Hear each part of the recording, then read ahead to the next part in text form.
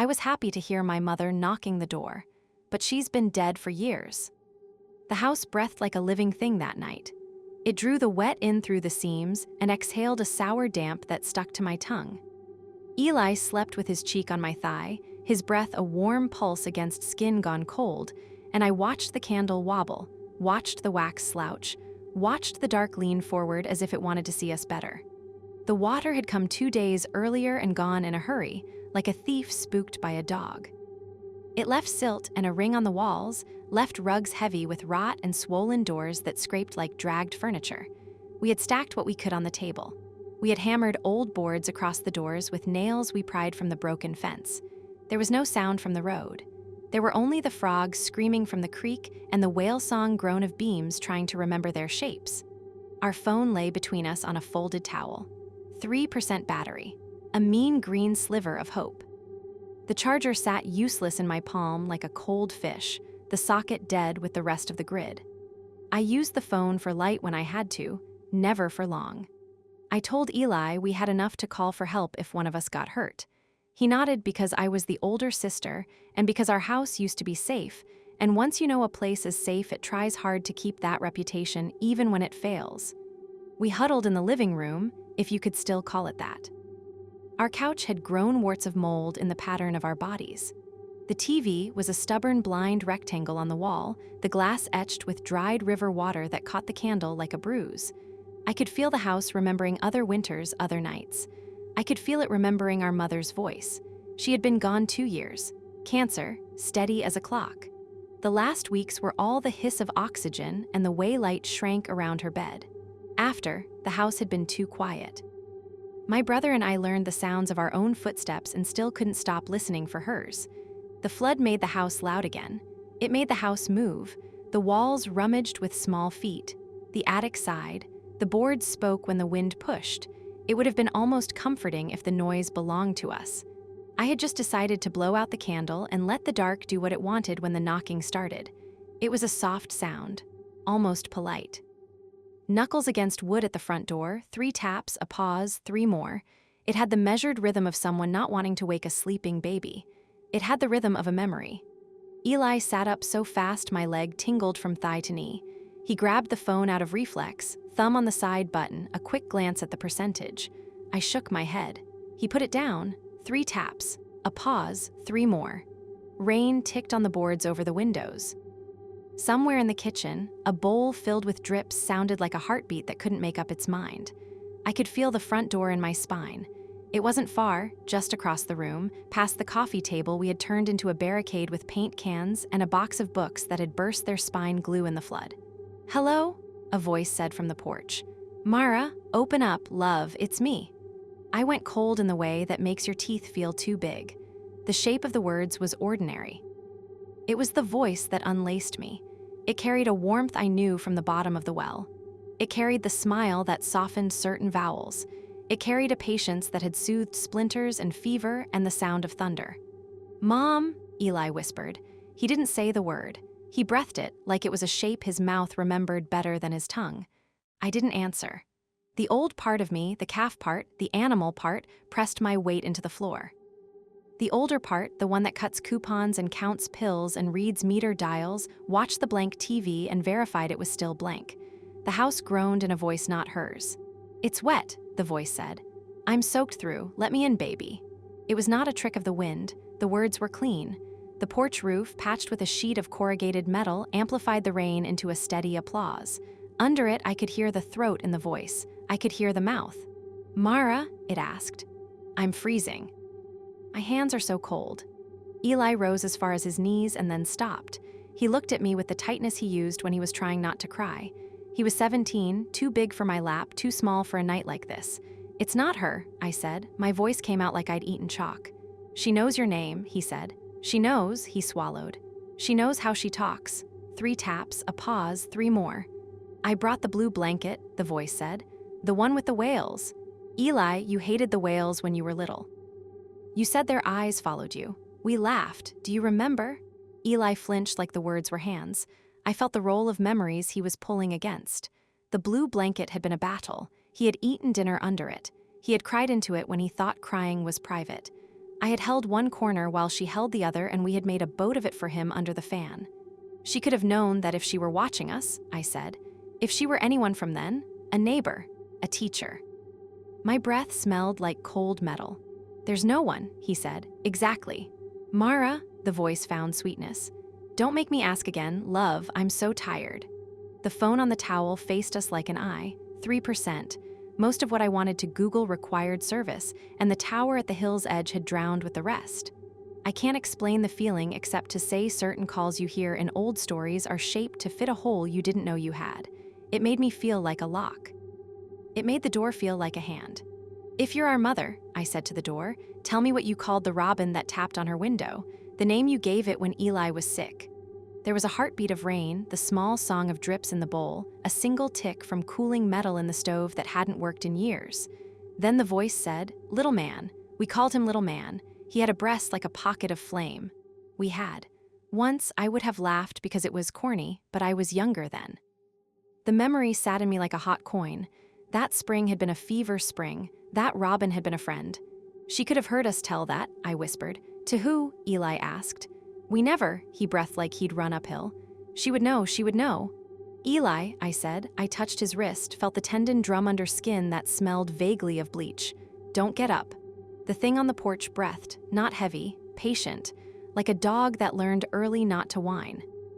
It knocked again, softer now, as if embarrassed by need. I made cocoa, it said. I put cinnamon in yours, Eli Bug. The name dropped in the room like a fork. Eli and I looked at each other, and I watched it land in him. Eli Bug.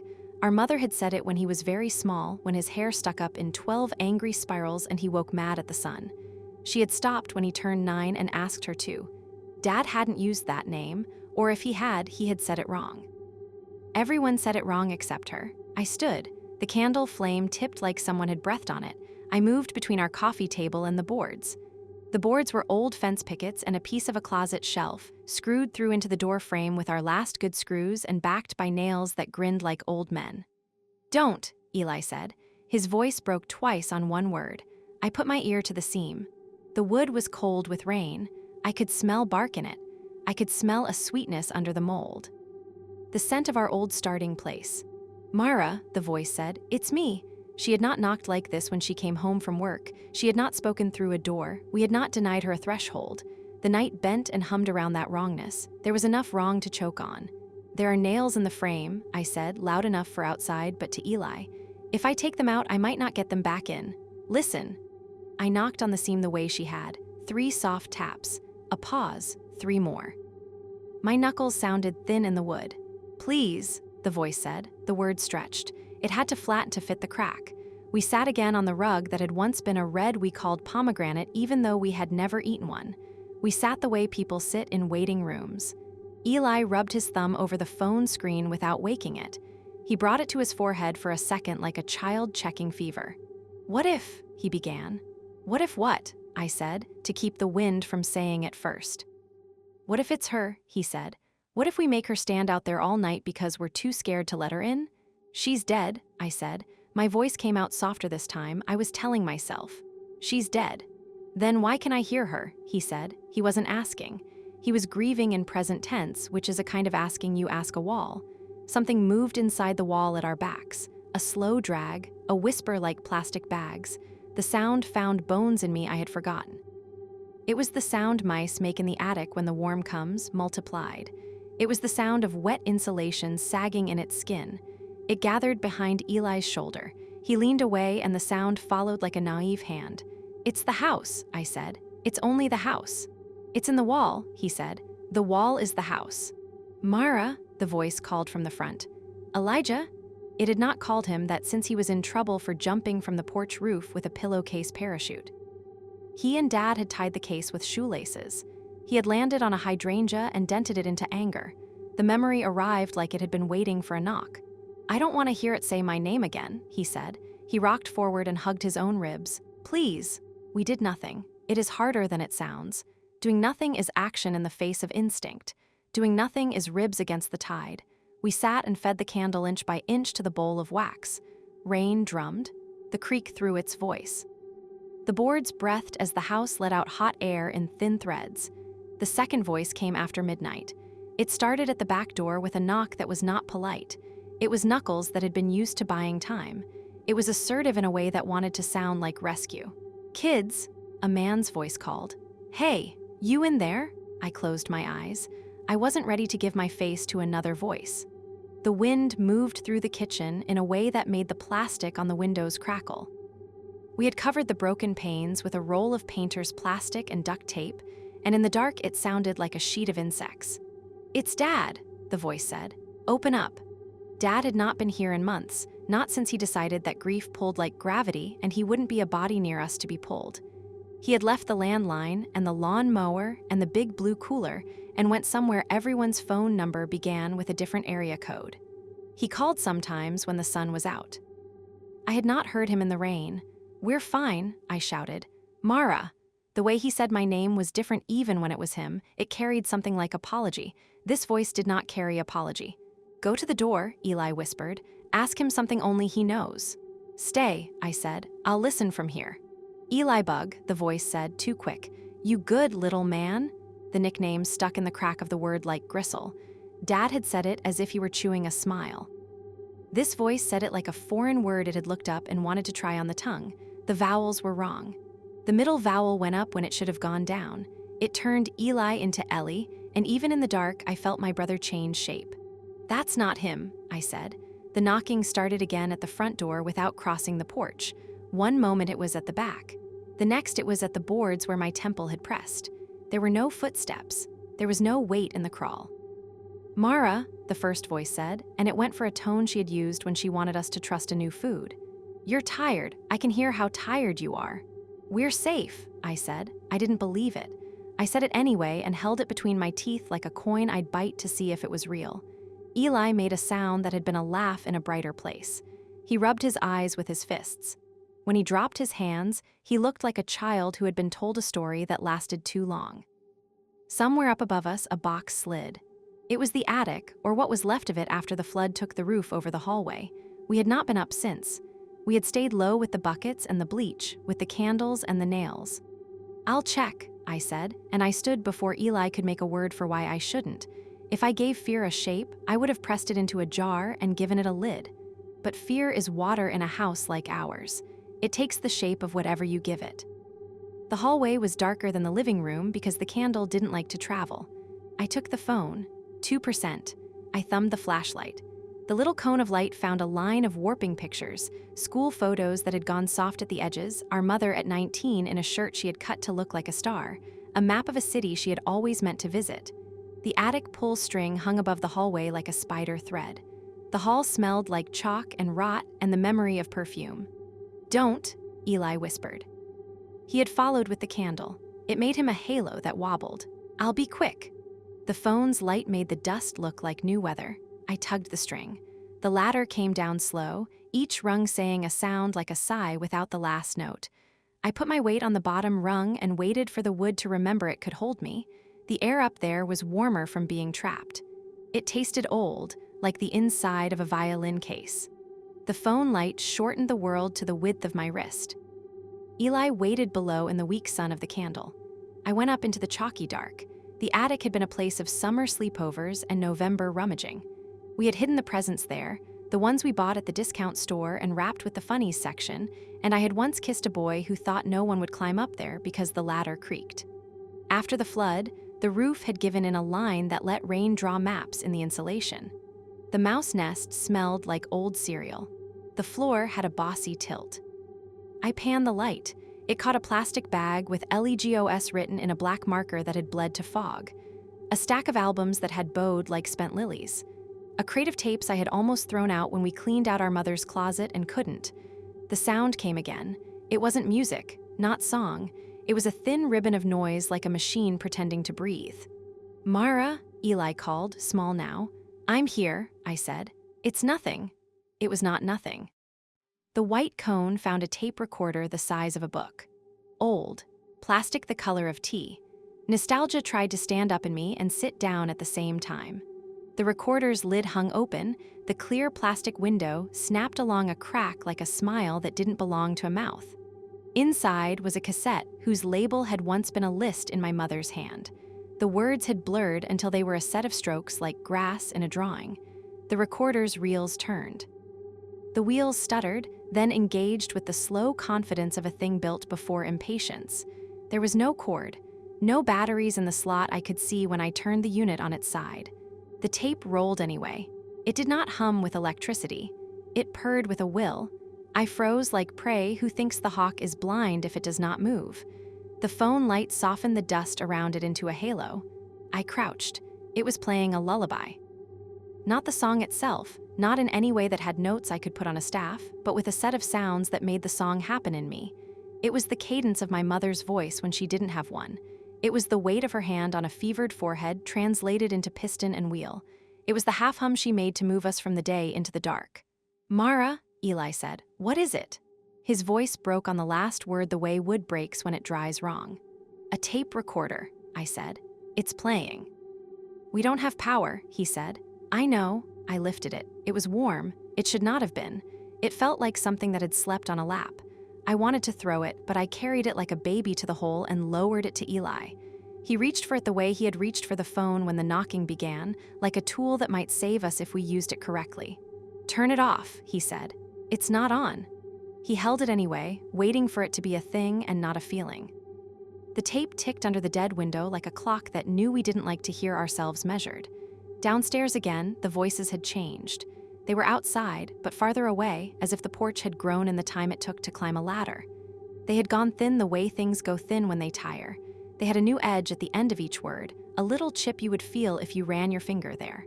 "Let me in." The voice that wore our mother was smaller and higher in the last syllable. "Let me in, please." "I'm cold," the other said. "Kids, open up now." Then, as if they had practiced, both spoke at once, then stopped, and when they spoke again, they did it in voices that had not yet learned their words. "Mara," the first said, but it was a child trying out my name. "Mara, Mara." It broke something easy in me and left something hard. The candle made the walls flex. The drips in the kitchen hiccuped and began again. The house exhaled thin threads of warm and took cold into its boards like a lesson. "They're bringing it low," I said. "They want us to open because it sounds small." Eli held the recorder to his ear. He didn't flinch. He didn't say a word. When he lowered it, his eyes shone the way a dog's do when the light catches more than pupil. "It's her," he said. "It's her lullaby." "It's a machine," I said. I heard myself at a distance and disliked the person who talks that way, the person who shaves warmth off a moment because she thinks facts can keep you warm. The phone vibrated in my hand. A message came through a weak signal as if someone had pulled a thread to the tower, and for a blink the line held. It was from a neighbor 2 miles away. "You okay? You need anything?" The little bar said one new message and then said no service again, embarrassed. The battery went down to 1% like it had been waiting for permission. I thought of calling anyone, everyone, no one. I thought of recording the voice on the porch and playing it back later and seeing if people made their faces like ours when they heard. The urge passed like a bird's shadow. "We wait," I said, "until morning." "It's a long time," Eli said. "It's only one night," I said, and the house disagreed. It had more nights inside it. It had held silence longer than my body's total hours. The voices changed again. They quieted as if what was outside had placed its mouth against the seam and let the sound become a breath. Once they said my name in my voice. The first time I thought it was my mind. The second time, I felt my scalp tighten the way it does when someone combs the hair wrong. The third time, it said a sentence I had said to Eli an hour before: "We wait until morning." It didn't have to make the words fit a throat that remembered. It had my throat. I stood and picked up the hammer. It lived under the couch when it wasn't in my hand. I was not going to use it to open anything. Outside, the rain eased to a tick. The quiet grew a shape of its own. In the quiet, the boards spoke again with the weight of weather. In the quiet, the house moved in the walls. "I hear it," Eli said. "It's in the bedroom now." The sound crawled along the baseboards. It was careful. It was learning the house. It paused at the hall as if remembering where the carpet used to be. It came back to the front and stopped at the place where the boards had the widest seam. I set the head of the hammer against a nail. I had left the last 2 an inch proud in case we had to pull them in a hurry. I tapped. Wood creaked. The nail argued. "Mara," my own voice said from the porch, gentle in a way I had not sounded to anyone in months. "It's okay. It's over. You can end it." Eli made a noise I couldn't name. It had the shape of my name in it without the letters. He took a step toward the door like a sleepwalker, and I put my free hand on his chest and pressed. His heart felt like the underside of a bird. "Stay," I said. I was tired of that word. I would say it until it lost meaning. The boards bowed under pressure I could not see. A crack opened like a smile that had been rehearsed badly. It showed a black thinner than the black around it. A smell came through it that wasn't rot and wasn't rain and wasn't animal. It smelled like wet plaster and a new coat of paint in an old house. It smelled like something you shouldn't swallow. Eli sobbed once. He was just as surprised by the noise as I was. It popped out of him like a cork. He clapped a hand over his mouth and whispered, "I'm sorry," to no one. I tapped the nail harder. The head sank to the wood. Outside, something pressed its hand against the seam. The skin that showed looked wrong. Not wrong because it was dead. Wrong because it was not finished. It had the texture of plaster still soft under a trowel, but the motion behind it was confident, as if the joint knew how to move even if the skin hadn't learned what to be. The tips of fingers pushed into the crack. They were not nails so much as edges, like the seam where a wall meets a ceiling. The hand made a shape of itself to fit us. It pushed, and the boards complained in voices I had heard when our uncle put a new table in a room too small for it. "Mara," my voice said, mouth full of my softness. "Open, and it ends." I looked at Eli and found him crying hard now, like a storm that had saved itself for when the wind fell. He shook his head and nodded in the same breath. He put his palm on the recorder where it lay on the towel and pressed it like a wound. "If you open," he said through his hand, "promise me you won't go through." "I'm not opening," I said. The hammer felt small. My arms felt small. The night felt big in a way that made me intimate with the size of my ribs. The hand flexed. The plaster skin folded wrong and then corrected itself as if someone were watching from behind it and learning to be convincing. The edges caught splinters from the board and held them like hair. "I love you," the voice said.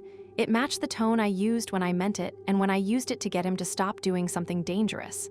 "I love you, Eli." It did not say his name wrong. That scared me worse than the mispronunciation had. "Stop," he said. "Stop."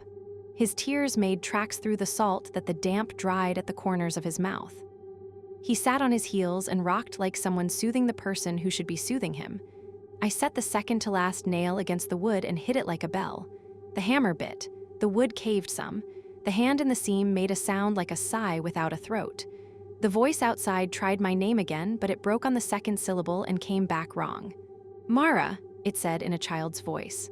"Ma, Ma." I slammed the last nail. The board took it.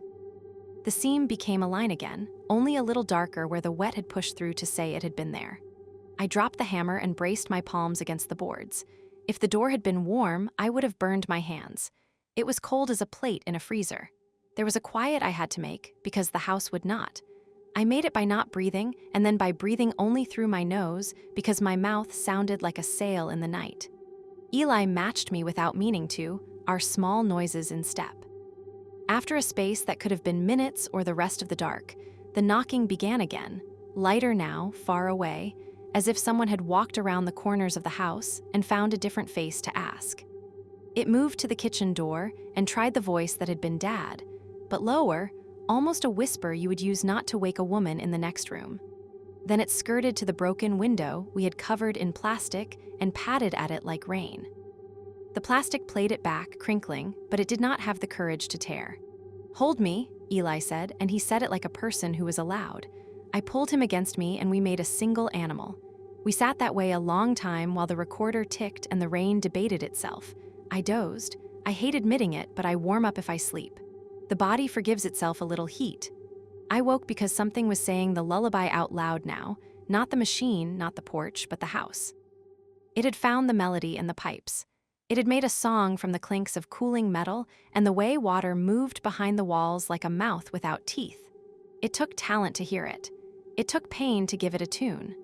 I moved Eli's hair back with fingers that remembered groggy mornings and school days. He slept with his lips parted, the boy and the man in him taking turns. The candle had shortened to a stump and made more smoke than light. I replaced it from the little cluster I had arranged on a plate we used to put cookies on. The match flared and made the wood grain on the floor a map of a country I wanted not to live in. At some point, the phone died. The screen didn't fight about it. It went to sleep the way an animal does in its den. I didn't wake Eli to tell him. It was a mercy to have one fewer thing that could glow blue. Near dawn, the wind swung with more patience. It had punched all it wanted to. It had knocked itself out. The rain lightened like a rehearsal of something the clouds meant to play later on a better stage. The voices outside had become breathing again, if they had ever been more than that. There was one last try at the seam by the front door, a slow press that let me count my own ribs again. Then it let go. The quiet at the end of a storm is a specific quiet. It has a coin of light in it. It has the sound of creatures remembering themselves. It has a space in its belly you could curl up in if you had permission. We waited until the light was honest and then waited more. We waited until the frogs in the creek forgot they were brave. We waited until the smell of the house changed from wet and fear to wet and old. Now, Eli asked. His voice had grained to it. It had grown overnight in a way I wished it hadn't. Now, I said. The boards came out with the reluctance of things that know they had done their job and didn't want to be judged for the damage of it. The nails were warm from old friction. The screws squealed. When we pulled the last one, daylight slipped around the edge of the door like a hand through hair. I peeked through the high peephole we had drilled when Dad had read the online list titled Things You Should Do. The porch was a color you only see after rain. The boards were silver and green at once. The rail wore a crown of old leaves. The yard beyond looked combed backward by the wind. The gully we called our creek was now a water snake stretched thin. The road was a stripe of mud that would be rutted by the first truck brave enough to try.